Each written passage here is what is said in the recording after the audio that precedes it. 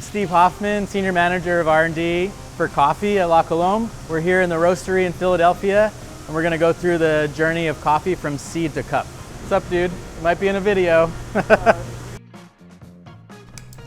All right, so let's talk a little bit about where coffee comes from.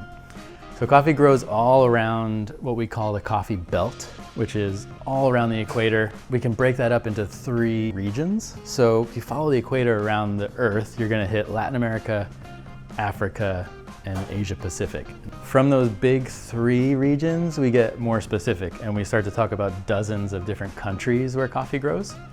And then we get even more specific and we get into regions, places you'll see on our single origin.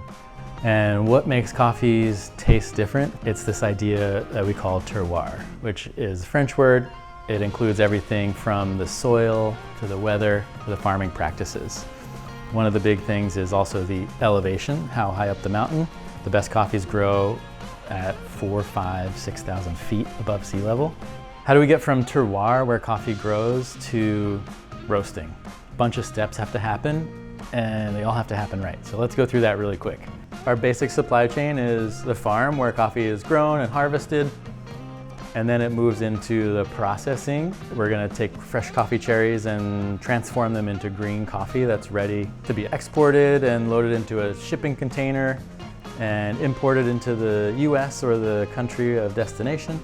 And from there, we'll take delivery at the roastery and roast it up.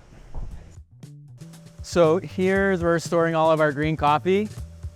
Looks like a ton of coffee, but we will work through this in 1.5 to 2 weeks. We get a sample, sometimes 2 or 3 samples of it along that supply chain. When we roast coffee, we're bringing that coffee up to temperature. We're controlling that time and temperature really well. That's how we create a roast profile. Gets our signature flavor profile that way. So this batch is almost done. Wait. There it is, the best shot in the coffee industry. The cooling tray.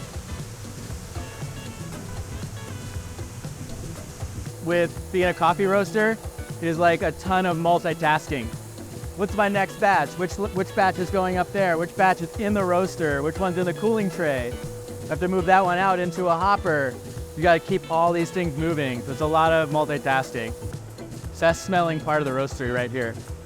Just pours out ground coffee all day long. I hope you learned something, learning about terroir, learning about the supply chain, all those people and processes involved to get coffee from the farm into your cup. It's complicated. There are so many steps involved. So if you have a delicious coffee, you taste a good coffee, I consider it kind of a small miracle, and I just really appreciate and I'm grateful for tasty coffee, because so many amazing things have to go right along the way that it's incredible. So hope you learned some stuff, and I hope you enjoy your next coffee a little bit more. Back to it. See you guys.